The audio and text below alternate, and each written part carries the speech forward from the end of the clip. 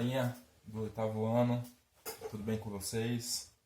Espero que todo mundo bem, em suas casas, se cuidando, né, dessa pandemia, dessa doença que acabou tomando o mundo todo, tomando proporções muito grandes, né, muito perigosas. E a prevenção, né, o cuidado, evitar de se expor a perigos é a melhor causa, né, a melhor defesa que a gente pode ter nesse momento, tá? Mas a ciência não pode parar, os estudos não podem parar, né? Então, vamos dar sequência ao que nós estudamos em sala de aula, né? E hoje vamos começar um novo assunto, tá? Hoje vai ser a página 54, tá? Do livro de vocês, de ciências. E hoje a gente vai começar o sistema linfático, tá? Que não por acaso, coincidência ou não, tem muito a ver com um pouco da situação que a gente está passando, né? Por quê? Os órgãos linfáticos do sistema linfático, eles têm a função principal, se a gente pudesse resumir a função desse sistema, seria uma função de defesa, tá?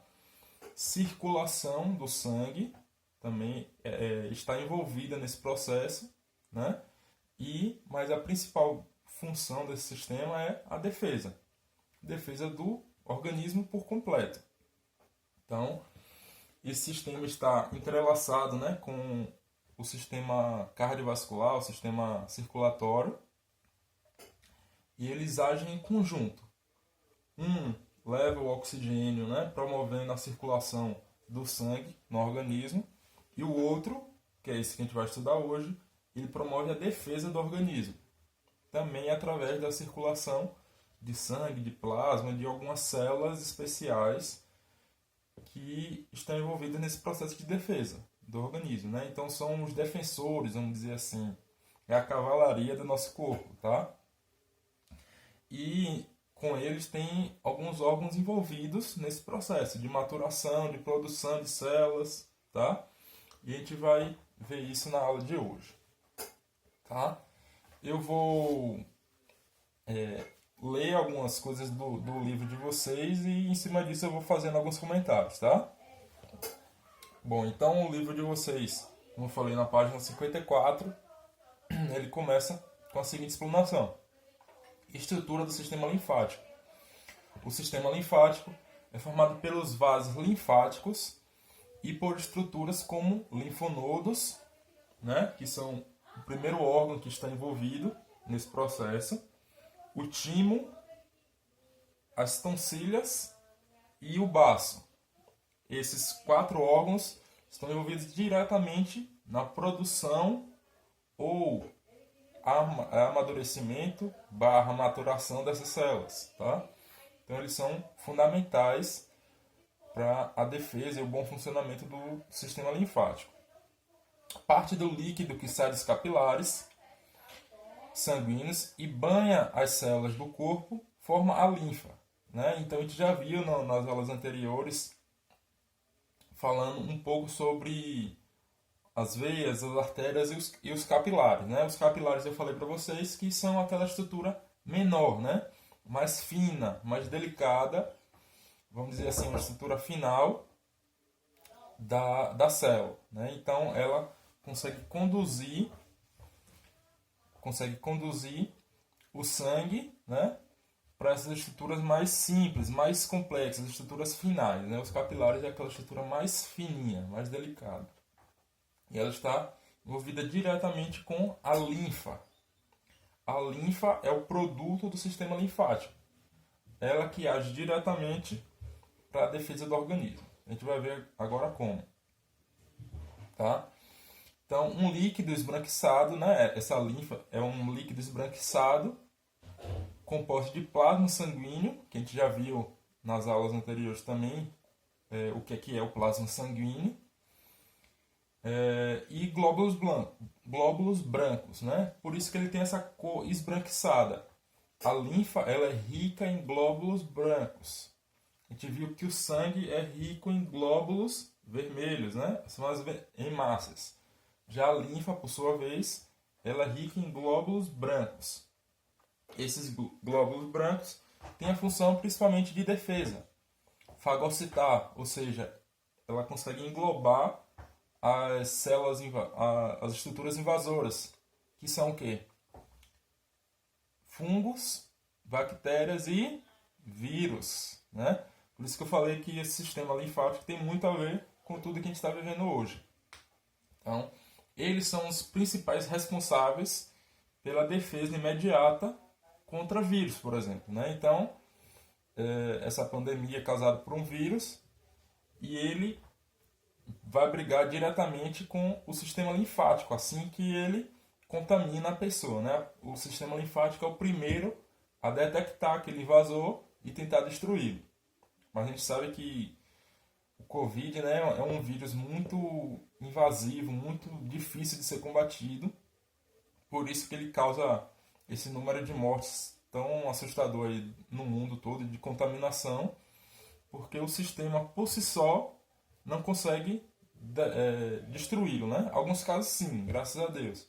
Algumas pessoas conseguem ser contaminadas por esse vírus e por si só conseguem combatê-lo e destruí-lo, né? Mas outras não. Mas vamos dar sequência.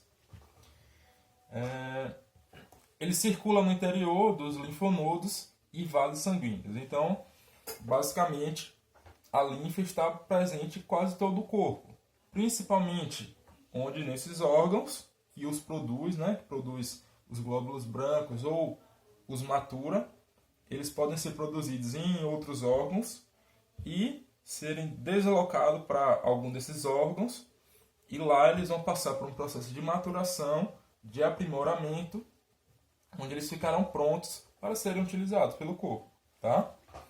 Então vamos começar pelo primeiro, são os linfonodos. Os linfonodos são estruturas arredondadas, né, distribuídas por todo o corpo, geralmente em grupos. Eles contêm glóbulos brancos que identificam e destroem materiais estranhos ao organismo. Então os linfonodos estão localizados em alguma estrutura, em algumas partes do corpo específicas, e eles conseguem armazenar esses glóbulos, e assim que esses glóbulos detectam algum invasor no organismo, na circulação sanguínea, eles vão lá e meio que enquadram esse invasor para tentar destruí-lo, né? Os linfonodos, por exemplo, tem aí no livro de vocês, na página 55, tem uma imagem bem bacana mostrando um corpo humano completo, né? E mostrando os vasos linfáticos junto com os vasos sanguíneos e a localização de cada estrutura dessa. Tá? Os linfonodos eles ficam, por exemplo, tem linfonodos embaixo das axilas, né? Então as axilas é uma região estratégica, né? Porque é perto do coração, perto dos pulmões e perto também da cabeça, né? Então é uma região que está ali circulando, está recebendo através da boca, através da narina, dos olhos, dos ouvidos, constantemente tem invasores ali tentando entrar no nosso corpo. Então é uma região, né, embaixo das axilas, é uma região muito próxima dessa região, então ela consegue agir rapidamente caso haja algum invasor, né? As tonsilhas, perdão, o timo, né, que é o segundo que eu destaquei aqui, é um órgão no qual concentra-se linfonodos em formação e amadurecimento. Ou seja, os linfonodos, os glóbulos, né? Os linfócitos também, que ainda não estão prontos para serem utilizados na defesa, são destinados para o timo, né? Principalmente o linfócito T, né? Linfócito e glóbulo branco é quase a mesma coisa, tá? Então vocês podem ver com esse nome de linfócito, é porque linfócitos eles são vários tipos. Tem linfócito B, linfócito T, é uma diversidade, tá? E quanto que glóbulos brancos também abrange todos, né? Então se a gente for falar que todo linfócito é um glóbulo branco, é verdade, tá? Então, os que estão ainda passando o processo de aprimoramento, de amadurecimento, são deslocados para o timo, né? O timo começa com T, e um dos principais linfócitos que são amadurecidos no timo é o linfócito T, né? Então, assim como o linfócito B é amadurecido no baço, né? Então, são algumas diquinhas aí para vocês identificarem o local de maturação desse linfócito no corpo humano, tá? O terceiro órgão que eu vou destacar para vocês são as tonsilhas, tá? As tonsilhas são localizadas nas entradas das vias respiratórias, né? Então, as vias respiratórias, narina, boca, elas também recebem esse aporte grande de bactérias, de fungos, de vírus, é um aporte direta, né, para o meio ambiente e, consequentemente, é uma entrada direta, né, uma porta direta para invasores. Então, as tonsilhas, né, eu falei para vocês, esses órgãos têm que ficar localizados especificamente onde há maiores chances de infecção. As tonsilhas, portanto, elas ficam nas vias perto, né, das vias respiratórias, na entrada das vias